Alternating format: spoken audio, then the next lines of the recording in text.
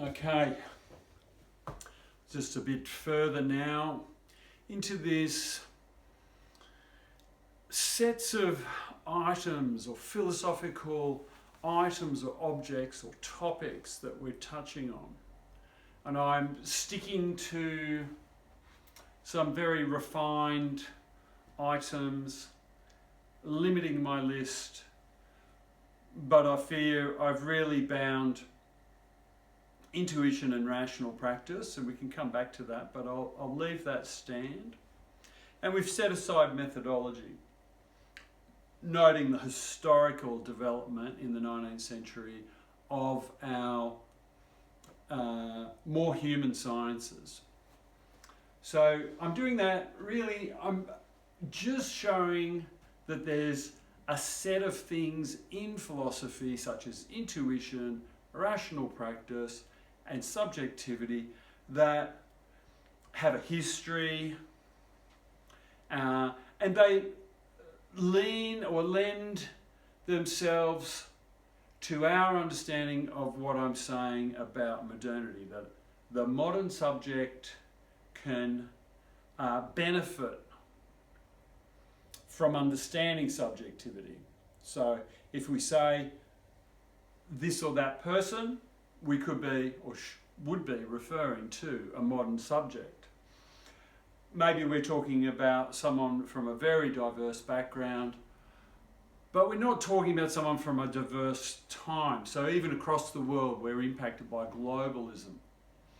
But really just to stick to the modern subject, which, if you like, has liberty and a particular concept of freedom that is promoted by democracy, for example, that is a feature of that subject. And humans do make strong reference or presupposition about freedom, but that's something we will have to just park again. Freedom in philosophy is a concept, and its connections to other things, for example, consciousness, quite complex, and there's some fairly comprehensive statements to be made about that setup. But just to stick to subjectivity as one of our key concepts or objects in philosophy, it is, as it sounds, subjectivity. So yes, subjective elements is what we're talking about. But the fact that a human is the enabling element of that subjective whatever it is reminds us that the human, as much as the human is objective, they are also subjective. So we can speak of human subjectivity. And really the concept only comes about through the work done historically. So philosophically attuned to history. And the key person there is Hegel, who provides the historical in rational practice, importantly. But just to step back from that history, or at least the rational practice of history, let's bring, can subjectivity go further back? And I think we have to be historical and say, well, no, subjectivity as a concept is emerging as early as Descartes' time, Spinoza's time. That they're pondering just the human rather than the greater exterior beyond the physical. And of course, for many centuries, It is a religious strategy that is in place for many. So, subjectivity, in historical terms, in philosophy at least, we would tend to go back to the metaphysics and draw or trace the connections pre-Enlightenment. So the metaphysics, particularly the classic Greek, particularly as taken up by the scholastic period, pre-Enlightenment, post-Renaissance, looking at the metaphysics of the human. Well, even before then, metaphysics itself, not necessarily human. Humanism only comes out of this sort of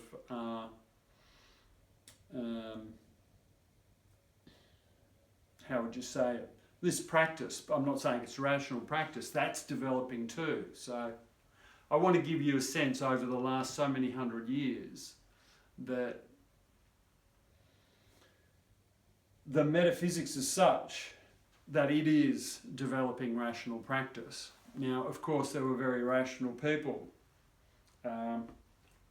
who aren't necessarily practicing philosophy. But the thing with philosophy is that it, in leaps and sort of small steps and bursts here, it can sometimes capture what's going on otherwise. So it's not really until perhaps the 19th century that you see the kind of hierarchy and weight given to philosophy that wouldn't have previously been given as it grew in that rational practice. But that's sort of it's not here or there. Just an anecdote from Kant's time, late 18th century, that philosophy was not high in the hierarchy. And in fact, philosophy is such that it lends itself to not being part of that discussion. Only recently, in the last 20, 30 years, you've got a set of multidisciplinary courses called PPE, in which philosophy becomes part of a particular approach for how institutions and society generally would be ideally run. So that's PPE, politics, philosophy and economy. But of course, political economy is such that you've already covered it in one particular strategic approach to the economy. Anyway, that's an aside. To get back to what I was speaking about, subjectivity is this emergent concept, and it's not articulated really until we come to a kind of crunch with this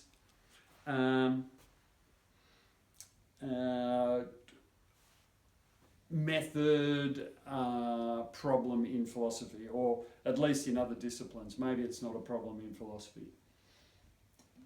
For a philosopher, they have a method. For social scientists or similar, a politician, they're going to have a method, and that is going to presuppose some kind of philosophy. Typically, for much of the rational practice of the institutions of the West for decades and decades is going to be guided by Hegel, by negation, by reason as an instrument, this kind of thing. And then, in doing so, maintaining Western values. So now we're squarely in the 20th century history, which is of course, so very determined by the politics as practiced in those tensions created in Hegel's system. So again, it's philosophy as practiced. By virtue of a method from which to make or create our social world. So, subjectivity, if I go back in time, it's called metaphysics. If I go forward, we can speak about the relationship of metaphysics and subjectivity. So, let's do that. Subjectivity, I want to say, is somewhat Platonic. That is, bound to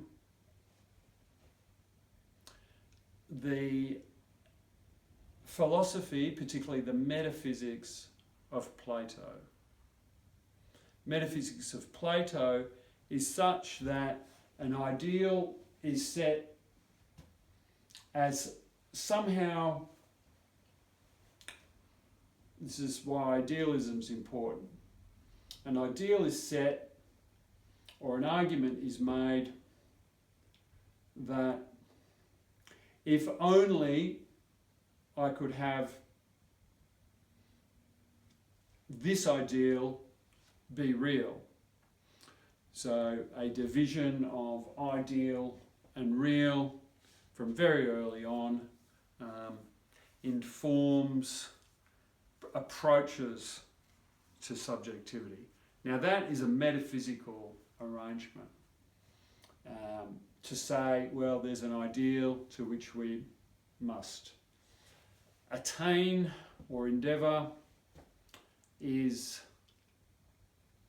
a form that we take on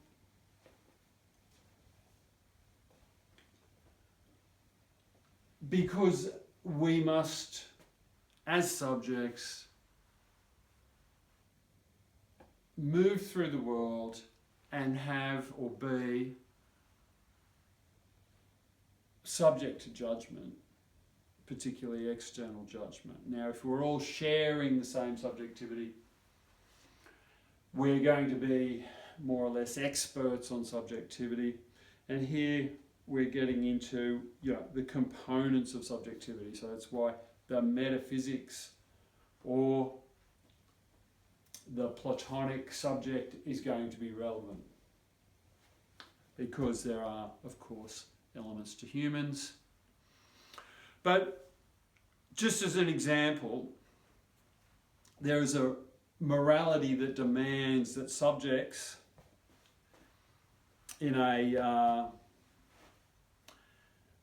bound to a comparative with that ideal. That the morality typically binds the subject to a particular ideal.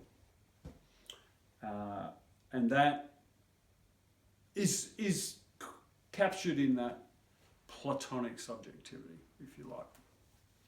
So there's a history of that. There's a history of ideas about man, and it is about man, not woman.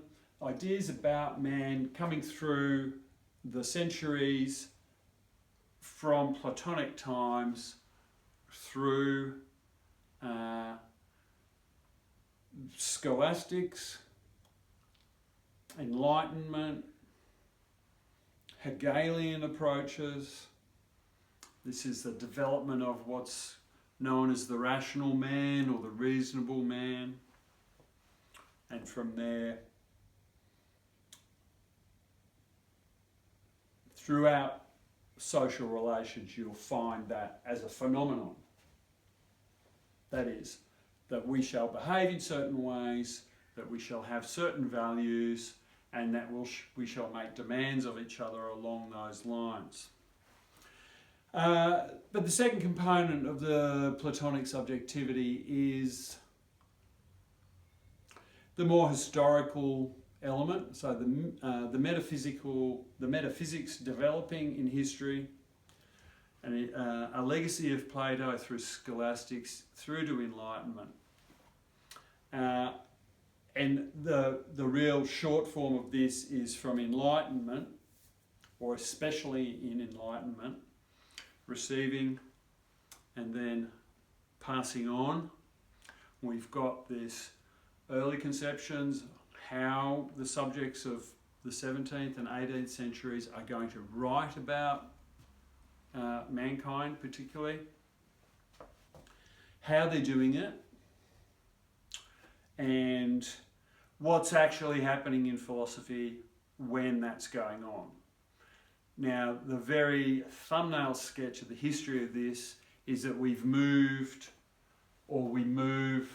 from metaphysics into what's called epistemology. That is the method of starting to account for our knowledge rather than leaning on conceptions of God and bringing rationality and religion together.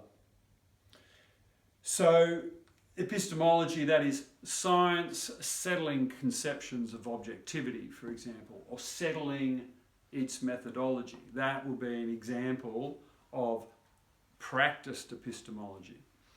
But philosophy didn't stop there. By the end of the 19th century, the epistemology gave way to ongoing philosophical discussion, ongoing rational practice around what we were doing in epistemology, how we were satisfied that knowledge came about. Now, knowledge coming about through this or that means is all very well, but the philosophy applied doesn't cease. It continues, particularly from Enlightenment, to maintain what's called the critical idiom. So we have Kant, amongst others, to thank for that.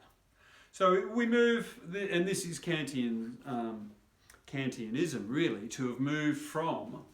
He's a big contributor here, maybe the number one contributor, that you've moved from metaphysics into epistemology. And Kantian philosophy, particularly transcendental idealism, is all about that move to epistemology, how we can secure knowledge. That was Kant's concern, to secure knowledge. So history moves. History moved from metaphysics to epistemology, and philosophy certainly did. But then the critique didn't end. It then came to language.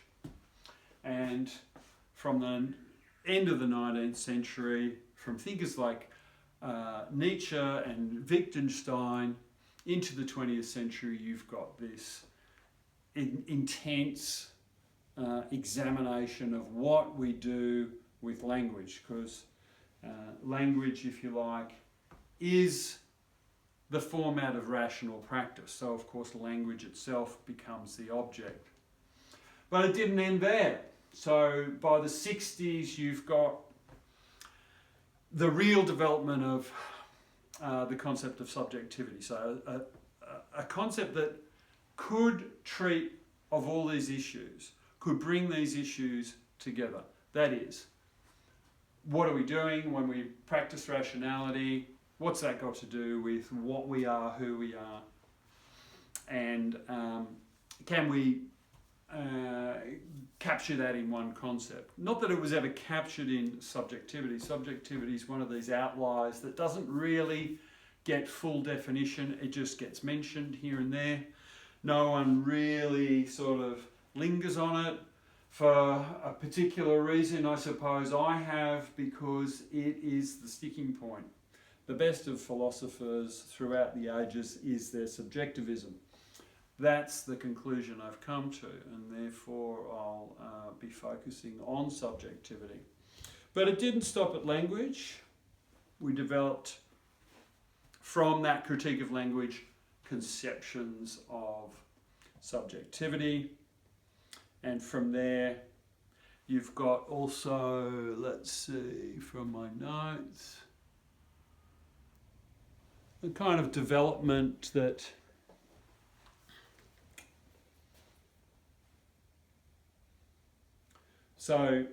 humanism would be an example. So a move from well, humanism would have had its own line, but the point would be humanism is something that's not going to suffer from rational practice and the critique of language. I don't think. And from there's postmodernity and nihilism. So humanism is not going to tolerate nihilism because humanism is the ultimate bearer or enabler of value is going to be the human and not anything metaphysical. Epistemology just becomes utilitarian, and language just becomes the vehicle, not a problem for humanism. So let's just park that one. But also from a critique of language through to focus on the subject, we've got then the postmodern as an outcome and nihilism as an outcome. That is, that the values that we held to be true, universal, sacrosanct in some instances, that those did not work out to be what we thought they would be, not upon a critique. So we're only speaking now 250 years, let's say. Kant's writing his critique of pure reason in Königsberg, and by the 1880s he's publishing that. So that's only 250 years that we can just account for rational practice. So is it all we've got? I did mention intuition, and of course I've mentioned subjectivity. So what are those connections there? I've touched on freedom and consciousness, and I want to refer to those because for some conceptions of subjectivity we've got those elements as features. Might turn to Freud on that front, but not straight away. Okay, thank you.